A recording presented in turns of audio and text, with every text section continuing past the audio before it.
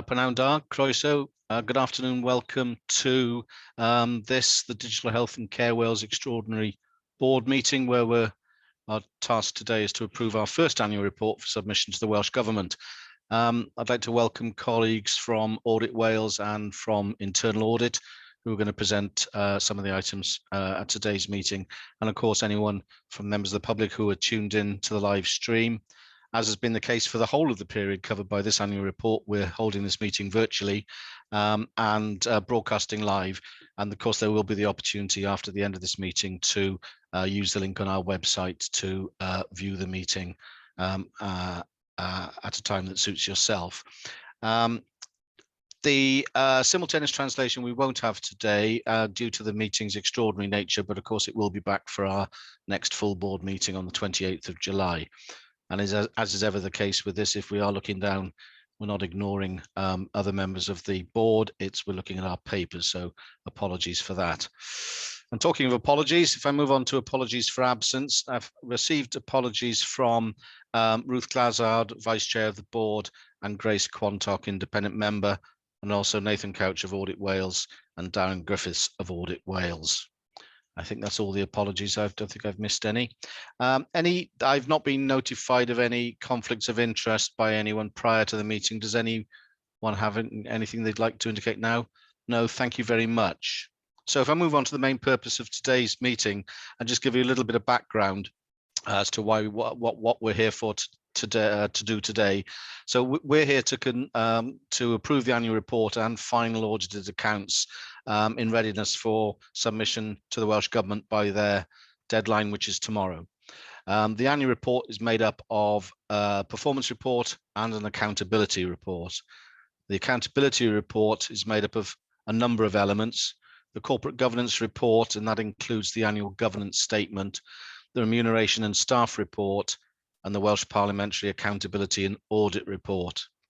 Our board members have had the opportunity to review drafts of the annual report, and the Audit and Assurance Committee received draft accounts and a progress report on the annual accounts at the 24th of May meeting, extraordinary Audit and Assurance Committee meeting. And I'd like to, at this point, extend my thanks to all colleagues across the organisation, with a special thanks to those in finance and the corporate governance team for the words, and indeed the graphic design team for turning those words into something that is, as when people see it, I think is very easy to understand and easy to read and easy to get your head around, in some of which is very, very complicated and certainly does not come across as a dry report, which is really good news in terms of our transparency and openness to the public. The final accounts and annual report were considered by the Audit and Assurance Committee earlier today, chaired by Marion, and I'll be asking Marion to give a verbal report at item 2.4 before I ask the boards to approve the annual accounts and annual report, and we look forward to that, Marion.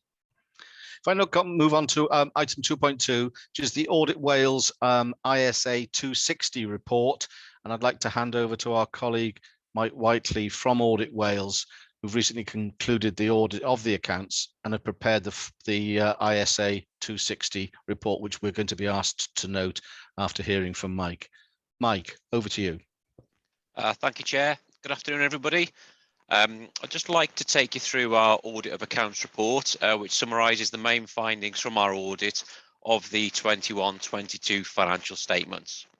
It's a positive report from my perspective, and hopefully that will come through in terms of your reading of the report and from the presentation today. I think the accounts prepared by Claire and Mark and the wider team were to a really good quality, and that's to be commended for the first year set of accounts.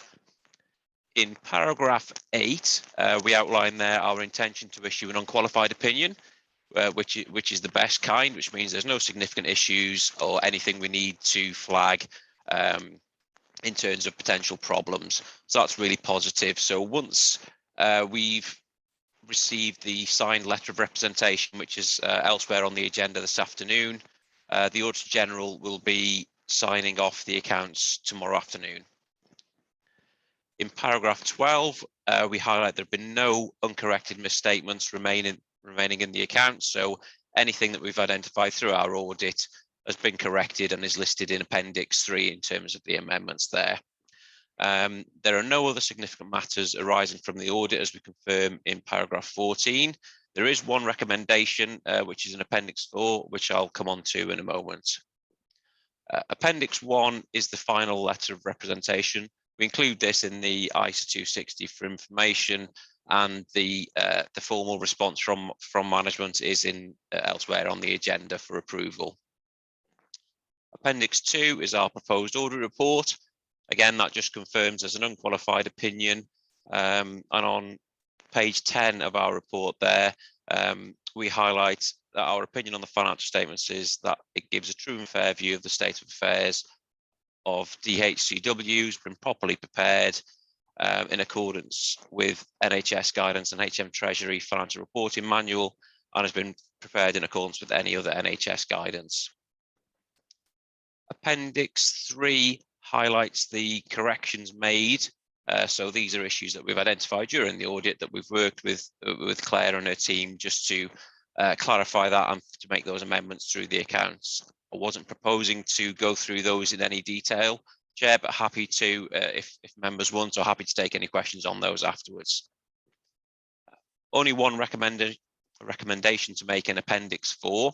As part of the review of the property, plant and equipment and IT equipment transferred from Velindre on the establishment of the organisation, we've identified a significant number of assets which are still in use, but have been fully depreciated. So our recommendation was for the organisation just to review those useful lives. Are those useful lives being used, matching the operational lives of the assets as we're going through? And happy to report that our recommendation has been accepted and is already being actioned, as can be detailed in the report there. So from my perspective, a really positive report, and thank you to Claire and Mark and the wider team for their engagement throughout the process. Happy to take any questions, Chair. Sorry, I nearly missed the unmute then. Thank you very much, Mike, and we are very grateful for your opinion. Any questions or comments on Mike's report? Okay, so we've been asked to note that report, and I think probably note it with considerable pleasure too. It's great to get to this sort of position and that sort of report, Mike, after our first year in our infancy. If I then move on to the next item 2.3, and I think it's the Director of Internal Audit is joining us, is Simon from Shared Services Partnership, who act as our internal auditors. And the report sets out the internal audit opinion together with the summarised results of the internal audit work that's been performed through the year. So Simon, can I invite you to present your reports to us, please? Well, thank you, Chairman. Good afternoon, everyone. Similar to Mike's report, the annual opinion was considered and received by the Audit Committee this morning. And similar to Mike, it is also a positive report. We have given reasonable assurance overall around the arrangements for governance, risk management and internal control. And you'll note from the report that all of our pieces of work during the course of the year either received substantial or reasonable assurance, and many of those in the reasonable category were strong, reasonable performances too. A lot of our reviews looked at the arrangements being put in place in a new organisation. So along with the Audit Committee, we'll be looking at how those embed into the organisation going forward. That's a very quick summary. Section 2 takes you through what our responsibilities are, how we comply with the standards, and summarises each of the pieces of work that we've undertaken that have then gone through to the Audit Committee for consideration and discussion, and on many occasions with executive directors there to comment on the reports too. Section 3 just reminds you that obviously we also look at work at other organisations, some of which impacts on you. So obviously shared services undertaking both payroll and accounts payable procurement for the organisation, and in fact some of the work we do with you at DHCW impacts on our opinions elsewhere, where the work you are doing has that national reach and impact. Section 4 is very quickly around KPIs, and Section 5 summarises the objectives of each of the audits that we've undertaken. I don't really think there's anything else I need to add, Chair, just to add my thanks to the tremendous support we've had throughout the year from the committee, from executive directors, and from all officers of the organisation that we've engaged in on the various reviews that we've undertaken. Very happy to take any questions. Thank you very much, Simon. And again, a very welcome report from our internal audit colleagues, which says an awful lot about the way in which the organisation has gone about setting itself up in the first year. Has anyone got any questions or points of clarification? If not, we've been asked to approve this report. Are people, members of the board, happy to do so? Thank you very much. Item 2.4, as I mentioned earlier, the Audit and Assurance Committee considered the annual report and annual accounts for endorsement to the board, and perhaps I'd like to ask Marion to give us, and it has to be a verbal report because it's only a matter of hours since the meeting, to give us a verbal report on your considerations and deliberations this morning, Marion. Diolch, Cadeirydd. Thank you, Chair. It's a pleasure and a privilege to be able to endorse the annual report and the final audited accounts for your final approval as a board. We held an extraordinary meeting, as you've already outlined this morning, and we considered all the reports in some detail. You'll recall, of course, that we've had two opportunities during the month of May to give careful consideration to these annual reports. And of course, our board development session in the same month considered the reports also.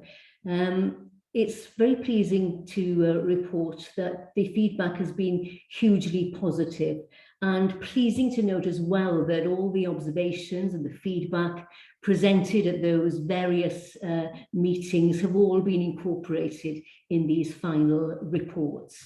So the Audit Committee has a very important role in terms of reviewing the annual report and accounts. And in doing so, I think it's important to note the extensive work carried out by internal audit, Audit Wales, and of course counter fraud.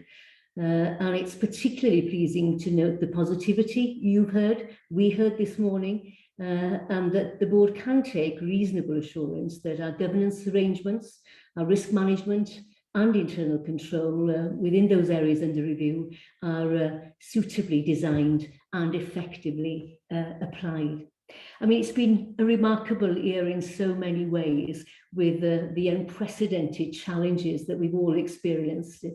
And I'd like to take this opportunity to thank the executive team, to Claire Osmonds-Little, the Executive Director of Finance, and her team, and all the staff indeed for their hard work in not only establishing this new organisation, but in terms of delivering so effectively our strategic priorities and plans during this pandemic year. And I think the report highlights very clearly the crucial role that DHCW has played in helping to support the delivery of healthcare for the people of Wales. And I think we can be very proud of the progress we've made during the year to date. Clearly, there's more to do, and we look forward, as highlighted already, to be monitoring our response to the recommendations outlined in the reports by Audit Wales and internal audits. But it's my pleasure, Simon, to endorse on behalf of the Audit and Assurance Committee the annual report and the final accounts for your formal approval as a board today. Diolch yn fawr. Thank you very much for that, Marion, and I'd also like to thank yourself for so ably chairing the Audit and Assurance Committee through the year, and your colleague, independent members, for the work they've done in a very, very important part of the governance of this organisation. So thank you, Marion, for that feedback and for the work over the past year. If I move then on to item 2.5, the annual financial statements, the audit of the accounts has now been completed and the accounts are here today for approval, which I will ask you to do in a few moments, to approval by yourselves prior to them being submitted to the Welsh Government, as I mentioned, tomorrow by the deadline 15th of June. So the annual accounts presented here today for 21-22 include the annual accounts for the financial year, and the letter of representation which is provided in connection of the audit of the financial statements. And I'll ask Claire to present the annual accounts. Please, Claire. Thank you, Chair. I'm delighted and I'm quite emotional actually to present the first and the final set of accounts for the period to the 31st of March 2022 for DHCW. That's building on the draft accounts that we submitted back in April, on the 29th of April. And as Marion alluded to, we took to the Audit Committee both on the 3rd and the 24th of May for review. But equally, we did take the accounts to a board development session, and the board have been through them in quite some detail. And I'm delighted that the final set of accounts are here for approval today and have got the acknowledgement from Welsh Audit Office, and thank you to Mike, that they comply and really represent a true and fair view. So it's for the board today to finally approve. So we, as the chair suggested, will submit to Welsh Government tomorrow together with that letter of representation. So these are a period of accounts for a 15-month period because of the establishment order that formulated DHCW on the 30th of December 2020. And they cover really 5 key summary statements.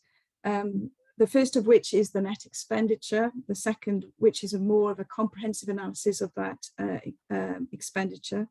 There's the statement of the financial position, the changes to taxpayers' equity, and finally the cash flow statement. And these accounts comply with both of the performance requirements for the statutory targets.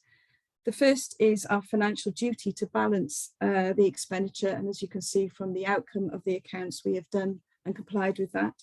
And secondly, there's a financial duty to ensure that we submitted a plan at the beginning of the year to show our trajectory and our financial forecast. We did that on the 27th of May 2021, following our formation on the 1st of April. And again, we've complied with the requirements of that. There are a few minor amendments that the Welsh Audit Office has alluded to, which really relate to presentation and classification of accounts. And therefore, I am recommending to the board that we approve. But I'd also like to take the opportunity to highlight that really the accounts are the outcomes of a detailed financial governance and processes that we have in DHCW. This is our first year, and as Marion highlighted, in addition to establishing the organisation and its board and governance, we've also responded to the COVID-19 requirements. We've really supported the development of digital priorities, both on behalf of Welsh Government, but also for the NHS in Wales. And we've done those on the basis of strong financial governance, supported with the standing orders, but also the standard financial instructions, which have provided a strong and robust plan and budget. And I'd also like to thank my team, but more importantly, the internally within DHCW, from an executive level down to directorate managers, and also to those budget holders that actually initiate the spend. They have worked together to ensure that we can comply with our statutory and requirements.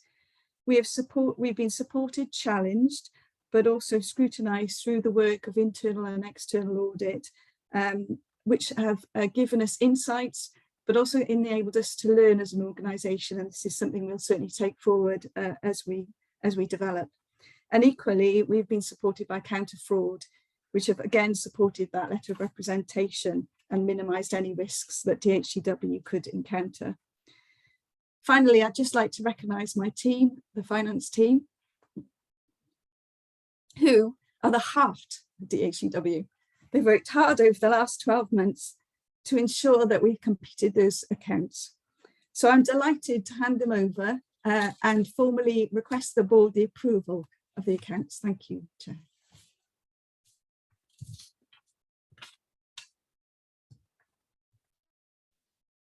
Sorry, it wouldn't unmute then for some reason. It's probably because I'll come on to say my thanks on behalf of the board and the organisation in a moment. So we're asked to note your report and note it again with considerable pleasure, Claire. Thank you very much indeed. So moving on to item 2.6, it's the annual report, including the annual accountability report and performance report. And as I've mentioned a few dates, this date and a number of occasions already, we are required to submit our annual reports to Welsh Government prior to the document being received at the DHCW annual general meeting on the 28th of July.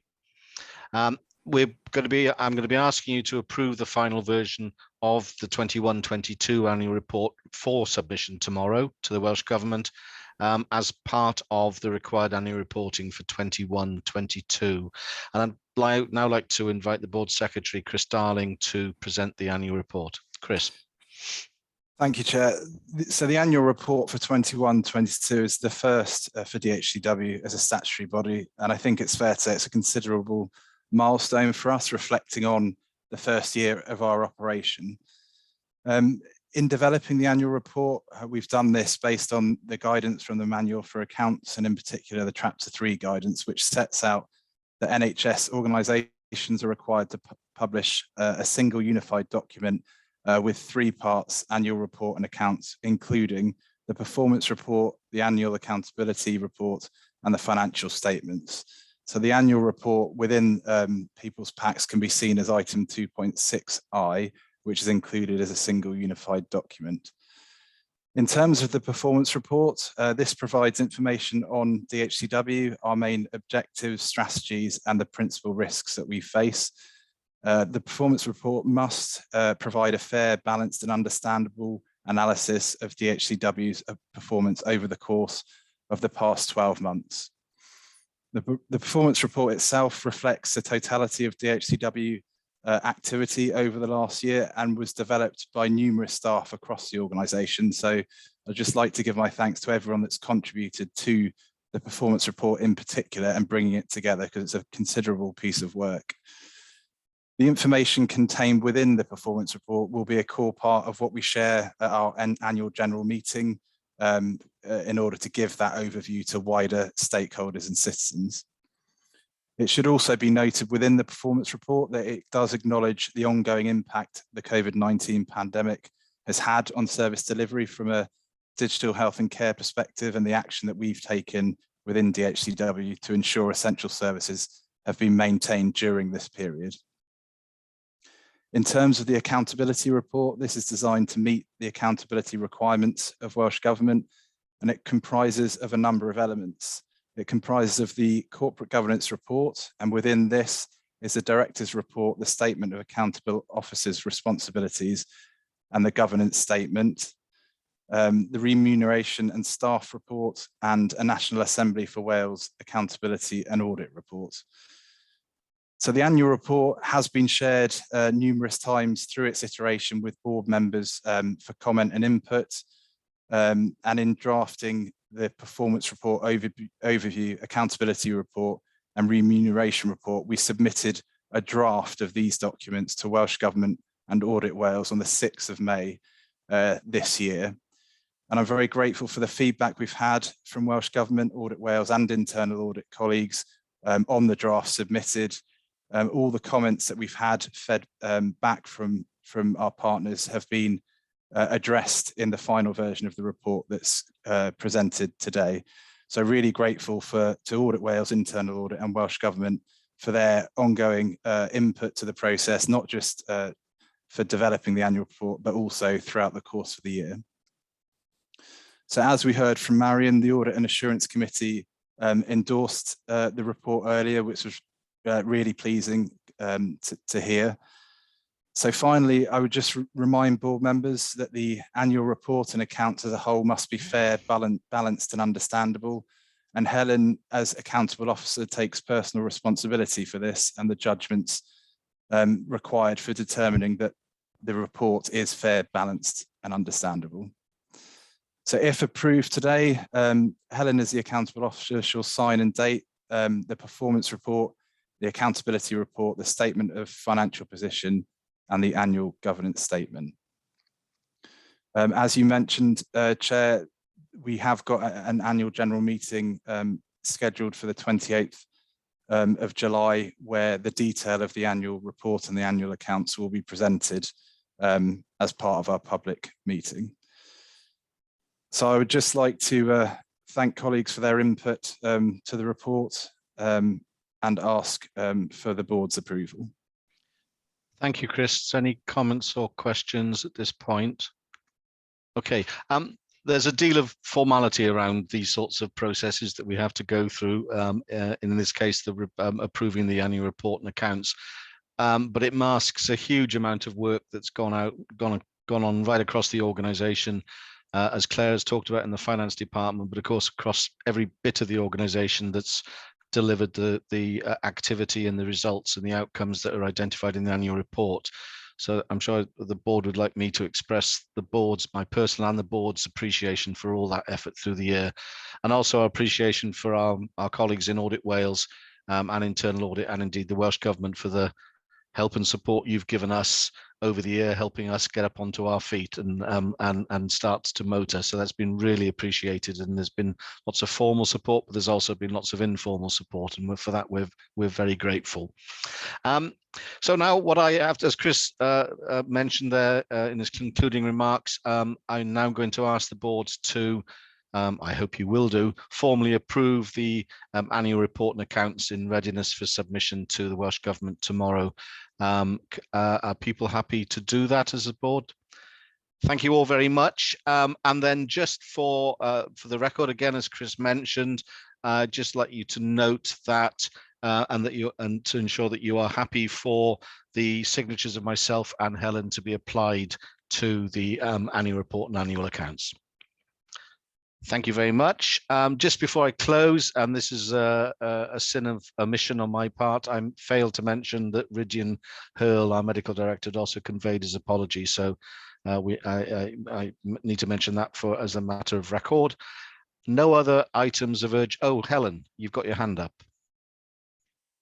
Yeah, just before we close, Chair, just wanted to take the opportunity to kind of reiterate really the message from you and both Claire and Chris in terms of getting us to this point, really, in both the annual accounts and the annual report, and their outstanding leadership in this. But again, it's to the whole organisation in terms of what the leadership and the teams that have been involved in actually what has been a successful year by hopefully that is borne out in the annual report and the annual accounts. But I just wanted to convey my sincere thanks actually for the board and to the board and to yourself, Simon, actually, and for your leadership this year, and to the wider organisation. So thank you. Thank you, Helen, and it would be remiss of me not to mention, of course, my predecessor, Bob Hudson, who for whom the first 6 months of this report are on his watch, and as they say, onwards and upwards. So no other urgent business been conveyed to me, and in terms of to close the meeting, I'd like to extend thanks to all the people who've joined, both around the board table and who are observing the meeting today, and to reiterate Chris's reminder that our AGM is being held on the 28th of July. It will be held virtually. We've scheduled it towards the end of the afternoon into the early evening, and hope that will make it as easy as possible for people to attend virtually, members of the public, as many as possible. And if you do wish to ask a question, then you have until 30th of June to do so, and you can do that via our website. So it remains for me to thank everyone for attending this afternoon, and to thank the whole organisation for getting us to this point. So thank you very much indeed, and have a good rest of the day.